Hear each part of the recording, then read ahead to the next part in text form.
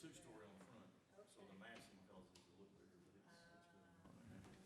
Heads up that I think one of the local TV stations wants to come in and get a story about the zoning project for the townhomes and retail down there. So you got the face for the camera, so I'll let you, the developer said he'll be glad to talk as well. You bet.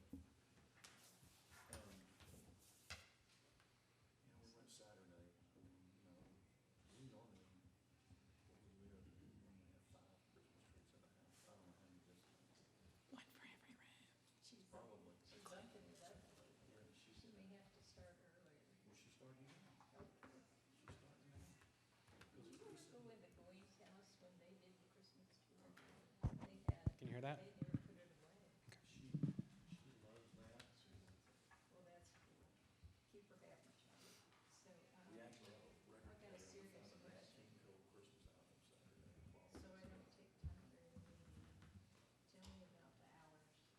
What is the standard for hours as it sits for the entertainment district? You know, we hashed that around more A than. state meeting, they said, I believe. I don't want that on. I'll ask. I don't really know, but I know the state, I think the state does regulate. Well, there was a thing No, the that state came don't up. regulate hours. The state regulates when you can serve alcohol, and there's a cutoff for alcohol, and I believe it is 1 a.m. is the cutoff. Well, at one time, we were supposed to be 10 o'clock until the weekend and then later in the weekend. That was for the entertainment. Yeah. But then they decided that places like the Eagles Yeah. that are not for profit, they, for some things like smoking, they can be open longer. Cautious about it because that use just because they're nonprofit to me doesn't necessarily give them special treatment.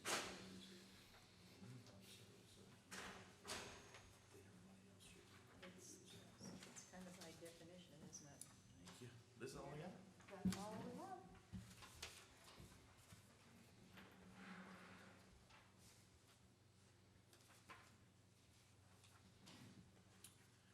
All right. It is 10 o'clock. To repeat the mayor, you can start late, but don't you dare start early. So 10 o'clock, we're ready to go.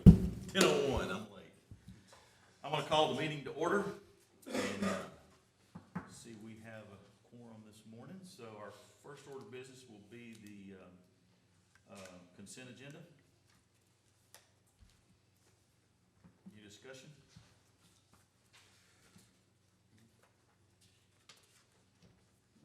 All right, then I'll entertain a motion. I move to approve the consent agenda. I'll second. I have a motion with a second. All in favor, aye? Aye. All right. We're gonna go to item 4 on public hearings. As we go into our public hearing section this morning, I know we've got quite a few folks here today, so probably got some folks that want to get up and speak.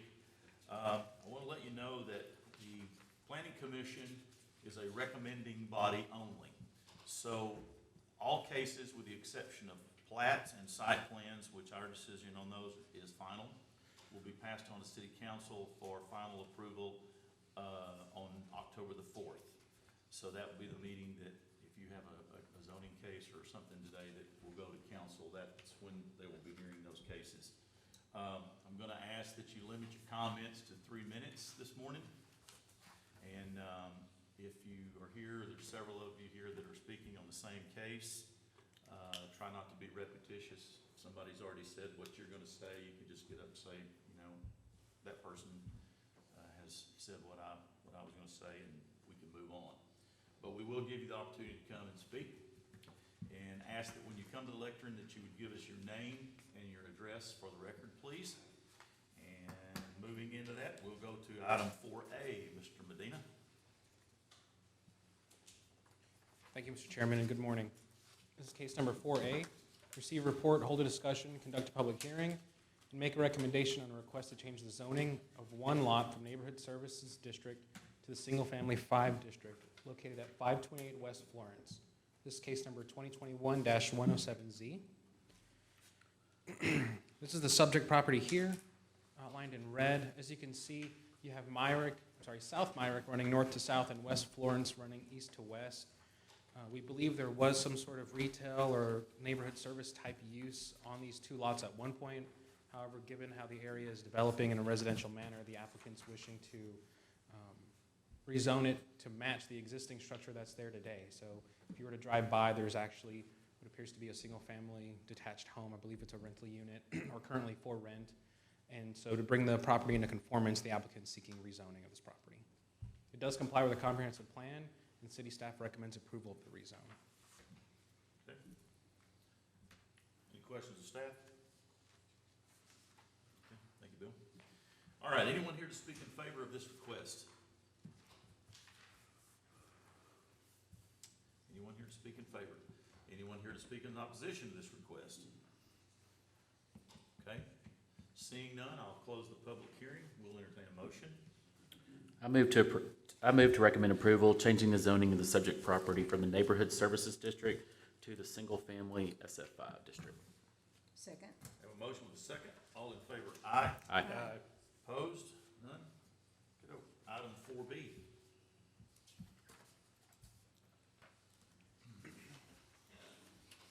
This is item 4B, receive a report, hold a discussion, conduct a public hearing, make a recommendation on a request for approval to amend the conditional use permit for an existing dance hall known as Red Rock Saloon located at 123 West Woodard Street. Case number 2021-125 CUP. So this is, the subject property here is Red Rock Saloon located on West Woodard. And you have, I believe that's Austin Avenue running north to south, just north of Main Street. So the request to amend the CUP is simply to amend the hours and days of operation. In a conditional use permit, it outlines when the business can operate, at what times, and on what days. Currently, those days are identified as Thursday through Saturday from 8 p.m. to 2 a.m. The applicant's requesting Sunday through Wednesday, 6 p.m. to 12 a.m., and Thursday through Saturday, 6 p.m. to 2 a.m. I'm present for any questions that you might have. Okay. Bill, how, do we know, do we have any kind of complaints that have been filed? I did receive an email from our marketing and tourism department, and they had received a complaint from somebody concerned that, I don't have the exact language with me, but it was concerned about a biker rally or some sort of weekend event involving, I guess, biker clubs. And that was identified to be on a Sunday, which, checking on the CUP, they're not allowed to be open under the current existing ordinance on a Sunday. So that's kind of what started this. Okay. But we don't have anything on file that, where we've had disturbances or anything the police have had to be involved in or anything? Not that I know of. John, are you aware? Okay. All right. Any other questions of staff? I have one. Things have changed drastically since I was on Preservation Board and we developed the entertainment district. What is the standard for the entertainment district at this point? I'm sorry, As far as hours are concerned, I know that we did a lot of work with decibel levels and lots of different information, but when we set the hours at that time, I guess my question is specific to this is the current conditions, does that reflect the standard for the entertainment district at this time? to be honest, I didn't know that there were separate entertainment district hours that were applicable to properties in this area. Okay. I definitely need to look into that. That's news to me. I guess my concern is, are we setting a precedent that's very different for the entire entertainment district if we modify this one? I'm sorry, Ms. Karam, I don't know I guess the district hours. I was unaware that there were going to be, or that there had been district hours. Are you aware of those, John? Now, I think what the council's intent was, when they identify certain uses by CUP, they wanted to be able to establish, specific criteria for that use. So while there may be some general guidelines, entertainment district, I think that's why we're here tonight, that there's certain uses that warrant, more discretion in the entertainment district, so that allow you the flexibility in the council to set those hours for that particular use. So we can take case by Yes. case in this situation? Yes. Okay, thank you. That makes it easier. big difference. I'm just thinking about our blocks are very different in the makeup, in the entertainment districts. Some of them are much more residential than others. So what might be okay in one block might not be okay in another one. I haven't heard of anything negative coming No. from the operation as it's been. And I certainly understand the reasoning for needing to be open on more days. You know, the state's pretty strict on their regulatory aspects of alcohol service. So, I mean, I don't really see a problem with changing this to extend extend their hours for them. I don't think we're setting a precedent. I don't think we're changing anything. That's why I asked if we'd had some issues as far as, disturbances or problems. Obviously, we haven't had any over there, so, I don't have a problem with it. Any other questions of staff? All right, thanks, sir. All right, anyone here to speak in favor of this request? Okay, could you come forward? Name and address for the record, please. Chris and Diana Jenkins, 1067 South 9th Avenue, Denison. Okay. And which one of you gonna speak? You want me to speak? Okay. Now, when we first came in 3 years ago, we set our own hours. And 3 years we've been open, no TABC complaints, no police complaints. COVID kind of messed us up last year, keeping us closed 7 months. 2019, we thought we had done everything correct. I have voicemails from previous city employees saying that our hours could be changed. And then, when all this came up, we closed everything down. We didn't open that Sunday. And so now we're trying to get it fixed. Sure. So, everybody's closed around us by the time we open, the tag office. Miss Shelton's normally leaving, next door closes at 6, the cash register place, so I don't see why it would be a problem. No. Well, obviously it's not, because we haven't received anything, so. And I think you made the right decision not opening, and violating your SUP, so. Yes, because when Mr. Medina contacted me, we closed everything down. Yep. Okay. Any questions of the speaker? All right, thank y'all. Anyone else here to speak in favor of this request? Anyone here to speak in opposition? Okay, would you like to come forward?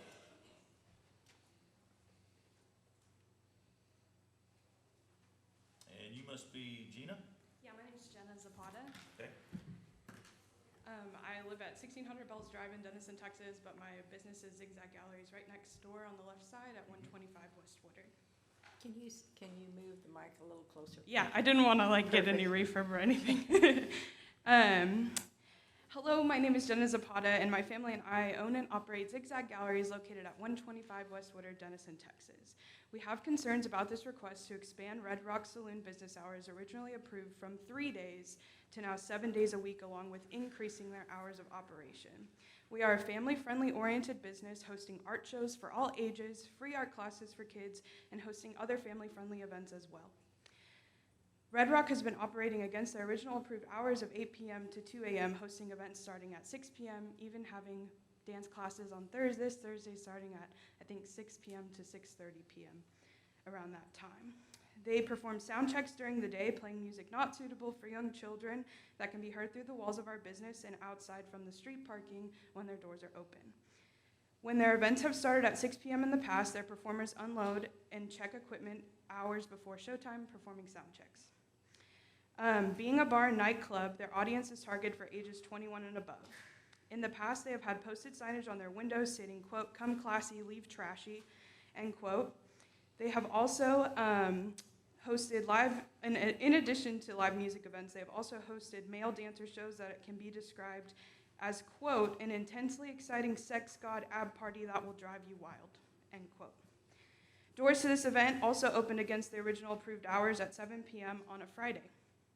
In the past, we have had instances where their customers will be lined up outside, hanging around, or smoking cigarettes, waiting to get in as well.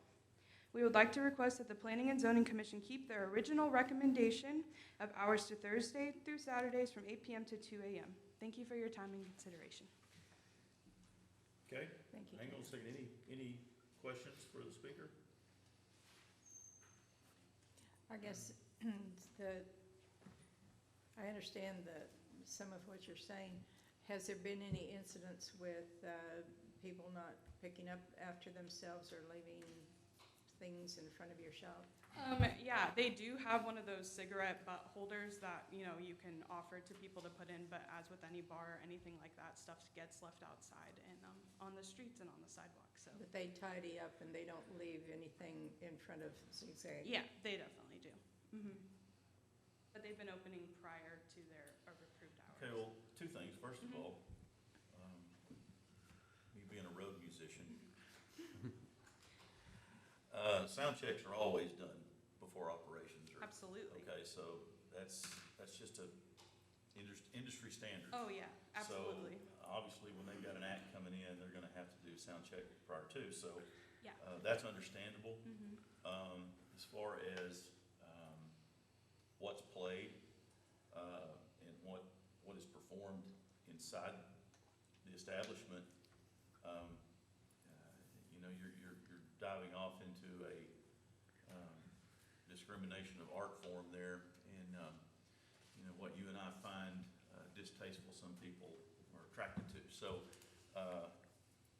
that's outside our scope. Yeah, my point of Again, mentioning. We're a land use body here, that's basically the use, and so, what I'm seeing is that, and I asked this question initially, if we had any problems Mhm. with the city, either with code enforcement or with the police department, Mhm.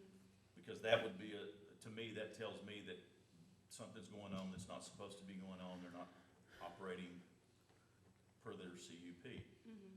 I don't have any of those, okay? Okay. Second thing,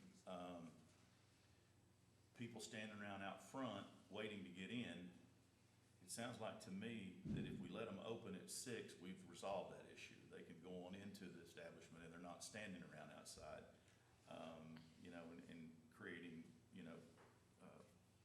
not that they're creating problems, but obviously it's an issue for you guys. So, when I look at the use of the building, what it has been in the past, okay? And I don't think this is the first establishment like that that's been in that building. And I think we had one prior to it that was problematic for us. Not sure, so don't quote me on that, but I think we did. So, honestly, I think that in this particular case, I don't think there's a whole lot of reason not to look at this from a standpoint of this may be an improvement. Yeah, my point of mentioning the sound checks is because I've experienced them being open against their approved hours Right. at 6 p.m., how I've seen the effects of that, with people being outside, because I do close at 6 p.m. So like you said, sound checks take, time to get acclimated to the area and stuff like that. So when they open at 8 p.m., they perform those sound checks around the time that I close, which is much better for my environment and the art receptions and classes that I teach. Well, what I would think maybe that would work is that you get with them and you guys try to come up with something that's amicable for both sides. Okay. I don't think they're the kind of folks that would not understand that you have a business that you're running to and you have certain things that you need to protect, just like they do. So I think that there's probably opportunity for you guys to sit down and try to work out some of the differences and get it worked out. Okay, I just want to do my due diligence to come up here and speak to you all And we today. appreciate you coming down here. Thank you so much. Yeah, we hear you. Thank you, Jenna. Anyone else here to speak against this, opposition to this request? Okay, seeing none, we'll close the public hearing. We'll entertain a motion. I move to recommend approval of the conditional use permit, amending the days and hours of operation for Red Rock Saloon to Sunday through Wednesday, 6 p.m. to 12 a.m., and Thursday through Saturday, 6 p.m. to 2 a.m. I'll second. I have a motion with a second. All in favor? Aye. Aye. Opposed? None, motion carries. Thank you guys for coming. Item 4C, is that right? Okay. It is, Mr. Chairman. As referenced on the agenda caption, this is a request to establish a planned development district to accommodate two basic uses, retail office uses on Highway 75, and then multifamily uses on the eastern part of the property. This is the outline of the aerial of the property ownership. It's changed somewhat. We got an updated survey, but generally this is the outline of the property along 75 and Littlest south of Crawford Street. Reference the new Independent Bank is under construction on the north side of Crawford at 75. The property is currently zoned, generally, majority of the property is zoned agricultural. There's a holding district in anticipation of a permanent zoning being established with SF 7.5 along the Littlest Lane area. This would represent the second phase of the development. Right now, as you go out there, there are the duplex townhomes under construction. Their plan is to allow for retail, office, restaurant uses along 75 in support of the comprehensive plan. There is provision that if they have a user that may need a deeper pad site along 75, that's that blue transitional zone, that would allow them to have the option to expand that commercial area a little deeper into the site. And then the back part of the property, which would be the eastern part of the property, would be the residential portion of the site. Really want to focus on the schematic land use plan. It gives you an idea of how the buildings would lay out on the site. Certainly the retail boxes in that area could change, but they basically wanted to show how they could utilize the property. It does have quite a bit of open space, creek and drainage area that restricts the amount of development on the site. Again, the focus, though, is the multifamily development on the eastern part of the site. They like to market these as townhomes, but they're really a rental product. We don't have really a designation for this type of duplex product. There's going to be a combination of single homes and duplex type homes on the property. They eventually could be sold as condo regimes, but it'll be platted now under one large, multifamily development. But they will resemble duplexes and townhomes versus what I call traditional garden style apartment. Here's some of the renderings. Each unit will be served by a two-car garage. So again, it's kind of that typical townhome where there's some type of living area on the first floor, the garage floor, and then typically your bedrooms are on the upper floor area. Here again are some of the elevations. This is a relatively low-density development. Our standard multifamily district is 20 units per acre. Depending on how the site finally lays out in the engineering, I don't think they can get more than 5 to 6 units per acre on the site, but it might depend on how much reclamation there'll be on the project. With that, Mr. Chairman, you have a staff recommendation of approval. We were able to work with them on the PD standards that you have in your packet. We were able to upgrade the landscaping along 75, establishment of property owner associations, homeowner associations to maintain all the common open space. So they were amenable to upgrading some of our development standards that are higher than our normal base zoning. With that, Mr. Chairman, I'd be glad to answer your questions. I know the applicant is here. I'd probably like to expand upon my comments if you'd allow him to speak as well. Okay. Any questions of staff? All right, thank you. All right, anyone here speak in favor? Hi there, I'm Forrest Poole. My address is 13355 Knoll Road, Suite 1100, Dallas, Texas, 75240. Thank you, everybody, for letting us be here today and for considering this proposal. Thank you, Mr. Webb, Mr. Medina, and all the city staff that have worked with us. This started about a little over a year ago. This has been a longer process, but a little over a year ago, we sat down and started really hashing out the details of this. And we're to a point now where we're very excited with where we have come. We've really taken into a lot of consideration the city staff's comments and direction. And initially, we started out using the comprehensive plan from the city to get really our overall guiding direction for this, but really some of these details have been worked out through conversations with the city staff. And as Mr. Webb did a very good job of explaining the project, and I'll just say the site we picked, I think you could call it a civil engineer's dream or nightmare, whichever way you want to. We got our civil engineer from Kimley Horn here. I think he would agree with my comment, but this is not an easy site, but it has given us some opportunities to do some really cool things. You'll notice on the left side, on the north side of the project, it's Waterloo Creek runs through our site, and there's a floodplain there, a FEMA floodplain, and so it gives us a lot of built-in green space there that we plan on utilizing. And then also we're building in green space throughout the site. And as Mr. Webb said, this is not a super high dense site.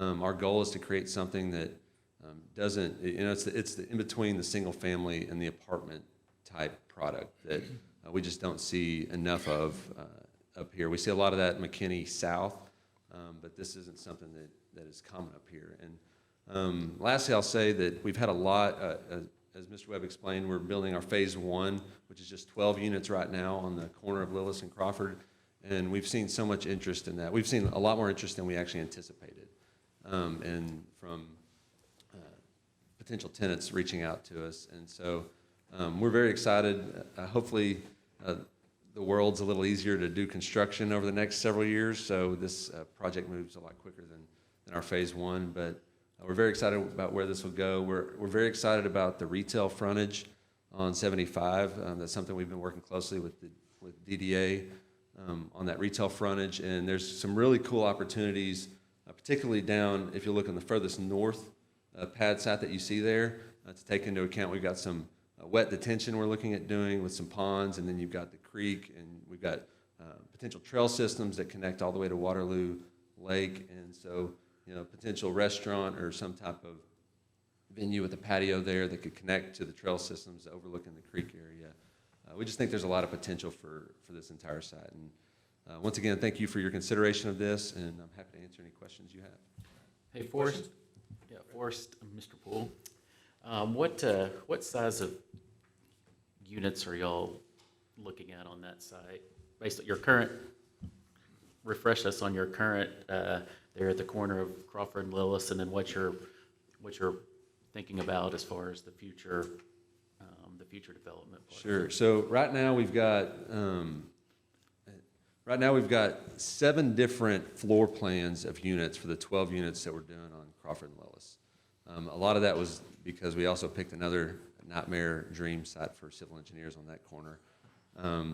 But we've got 7 different floor plans, and there's 11 3-bedroom, 2.5 bath, and there's 1 2-bedroom, 2.5 bath. And the 2-bedroom's a little over 1,100 square feet, and the 3-bedroom is right at, I think it's like right under 1,400 square feet on average. So we'll probably use, there might be a little adjustments we'll need to do to those floor plans, but our hope is to be able to utilize similar floor plans for these future townhomes.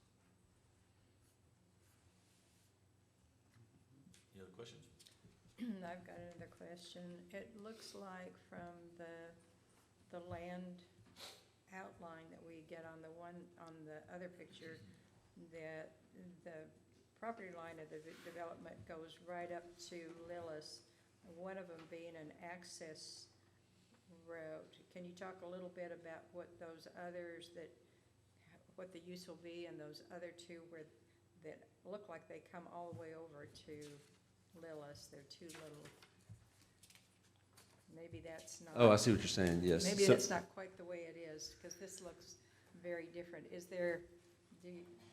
So when we get this map, Right. it shows. So the reason that map shows that way is we actually own there's the cutoff right there, but those lots that front Lillis, we own those as well. More land than what you're developing. Right, and so, Okay. and we're not asking to change the zone. They're currently, believe, single-family 7,500 zoning. We're not asking to change, our intent is to continue making those front That's Lillis for as later. single-family homes, yes. Thank you. You're welcome. And Forrest, am I looking correctly? So you're looking to have one entrance there off Lillis, and then you'll also have an entrance there off the 75 access road? That's correct, and yes. Yep. I think the access road is probably gonna be the predominant entrance and exit to the subdivision. That was just. Yeah.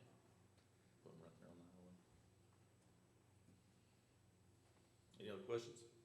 Do you have any plan for the retail at this point, or is that just open for planning? At this point, there's no, we've got plans, but there's nothing finalized at this point. We've been working a lot with DDA on potential for that retail, and really, I think it was smart from city staff's perspective to create that buffer area of zoning, and understanding that, we may have a potential user that comes in that would like a deeper pad site, and so it gives us some room to go back and forth as we, and one other thing I'll mention, that our plan is to build this in phases, and so it's to build, what you would see is the furthest north, which would be the furthest, I guess, depending on which way you look, the closest to Crawford would be phase 1, and then we would do phase 2 and 3, and 3 being the furthest south section of that area.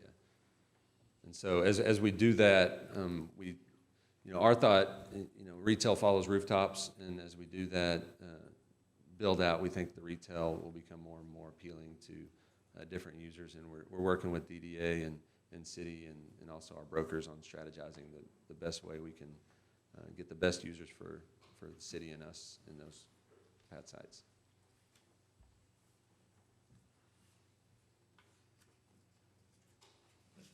Thank you, sir. All right, thank y'all. Anyone else here to speak in favor of this request? Okay. Anyone here to speak in opposition to this request? We do have some letters.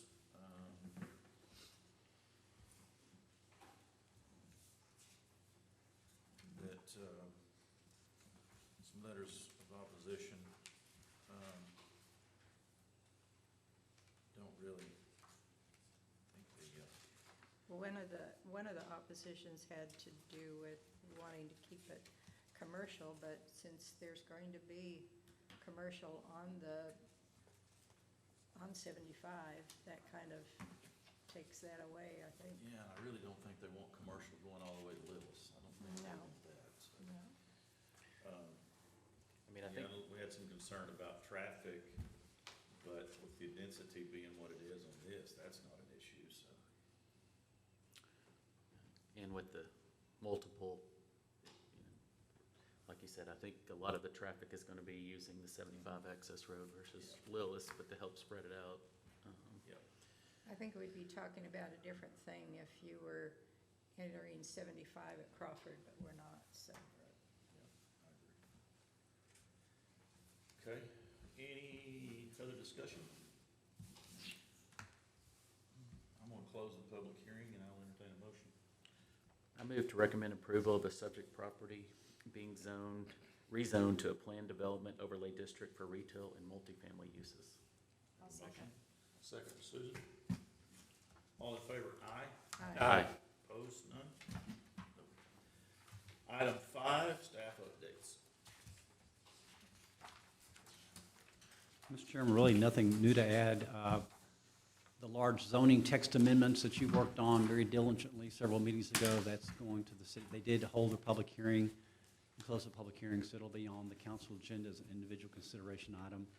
I know the mayor has met with the car dealerships, and I believe we have a plan going forward to accommodate them, but that'll be on the council agenda Monday night. So they did have their meeting? Yes, they did. Okay.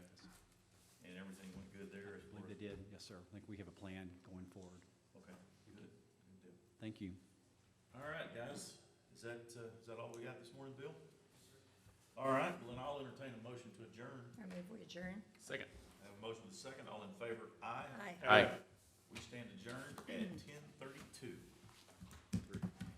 There you go, Susan.